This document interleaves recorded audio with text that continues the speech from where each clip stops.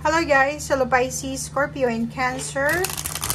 Welcome dito sa aking channel, Kapalaran 888. Welcome guys. Alamin natin kung anong messages, vibration, gabay energy para sa inyong lahat. Ito general daily tarot reading, so pwede kang makaresonate. Gamitin mo ang iyong intuition sa panonood. Okay, ring. And child, number 25, number 7, number 30, number 4. Sinasabi ng baraha, water sign, Pisces, Scorpio, and Cancer. Ikaw ba ay water sign na may anak na? Or single ka, pero yung tao na nag-o-offer sa'yo ng relationship, partnership, collaboration ay may anak siya. Parang ganun. Or nakikita natin dito na posibleng masaya ka sa relationship mo, or posibleng kung single ka, may mga umaaligid sa buhay mo na gustong maging parte ng buhay mo. Okay?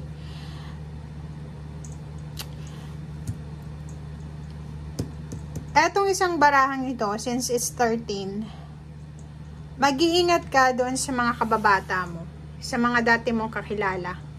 Yung mga kapitbahay mo dati nung bata ka, inner child to eh.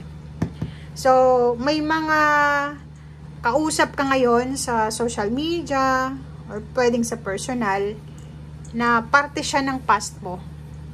Ingat-ingat ka sa kanila kasi posibleng hindi maganda yung intention nila sa'yo. Mapa-relationship man yan, mapa-pera or kano pa man. Okay? Mag-iingat ka.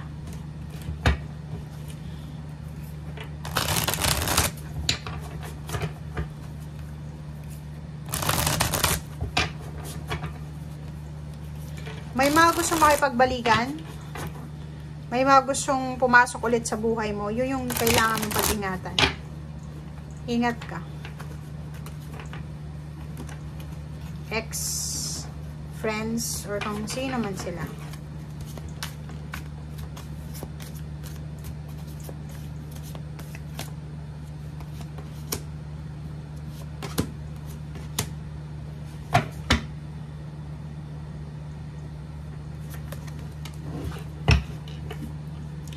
Okay, Prince of Wands, Ace of Swords, and Judgment, and Nine of Wands. Okay. Water sign, Pisces, Scorpio, and Cancer. Kung makikita mo to, tingnan mo yung baraha mo. Medyo makakaramdam ka siguro ng pagod sa paghihintay sa araw na ito. Or siguro physical to, kasi tao ka lang. Mainit, malamig, ano man itong na-experience mong weather, pwedeng makaapekto siya sa nararamdaman mo. Pwedeng magiging boring yung pakiramdam mo, pwede kang maging sensitive, pwede kang mabilis kang magalit, pwede na mabilis kang mainis, mabilis kang mawala ng interest. Ito siya. May iba sa inyo ditong pagod na pagod, sobrang pagod na pagod. And may kailangan ka din na may kailangan kang decision making na gagawin kasi isang communication ang posibleng darating sa buhay mo na magdadala sa iyo ng excitement, passion, drive, determination, and motivation. Okay? Isang balita, good news ang darating sa iyo. Kailangan mong magdesisyon. Okay, so pag-isipan ng mabuti, huwag kang magmamadali, huwag kang masyadong ma-excite. Yun yung sinasabi ng baraha. Pwedeng yun siya, pwedeng yan. If single ka man, in a relationship, or ano man ang status mo sa buhay, kung may mag-offer sa'yo ng kasal, may mag-offer sa'yo, sasabihin, tatanggapin ko yung anak mo, mag-iingat ka sa pagdedesisyon. Sabihin na natin na pagod ka na sa current relationship mo, pero ingat ka. Huwag kang gagawa ng desisyon na pwede mong pagsisihan sa bandang huli.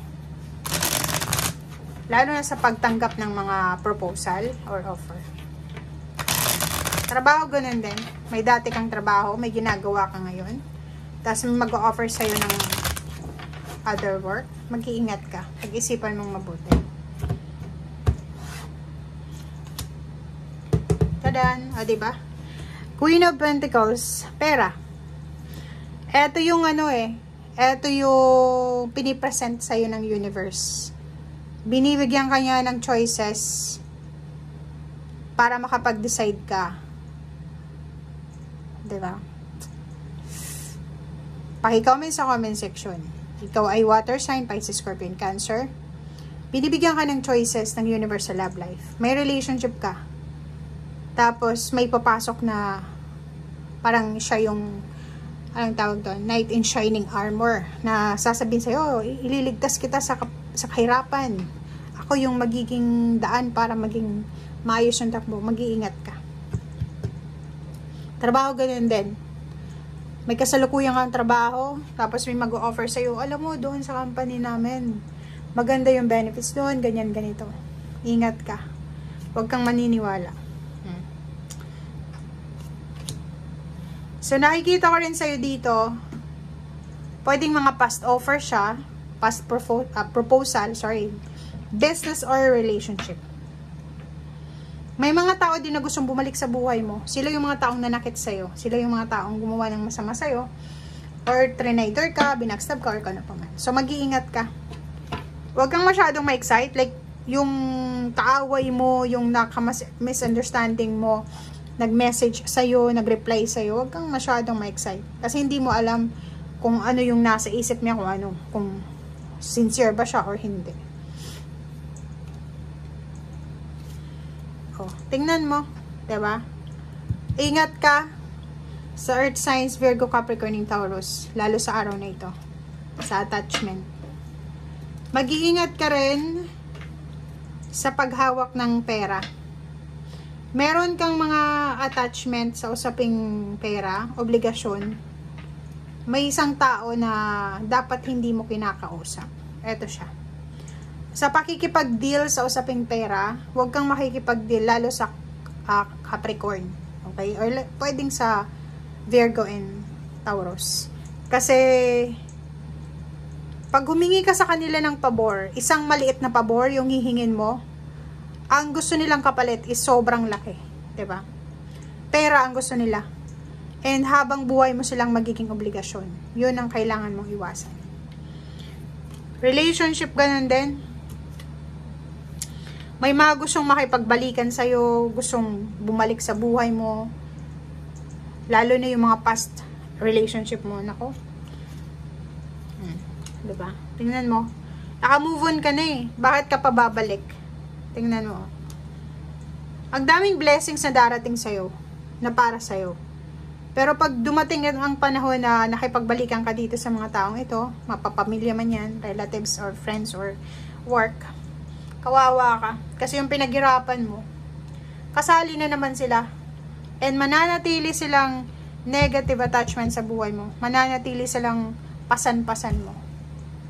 Okay, so yan guys ang sinasabi ng baraha. Thank you and see you again. Bye!